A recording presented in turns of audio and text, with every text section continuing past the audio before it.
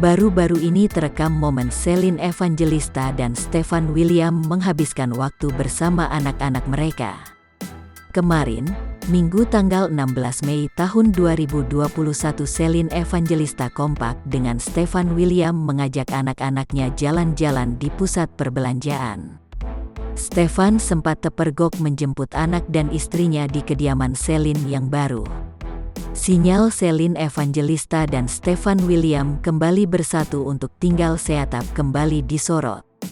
Berdasarkan pantauan banjarmasinpost.co.id, Senin tanggal 16 Mei tahun 2021, Celine Evangelista dan Stefan William makan dalam satu meja yang sama.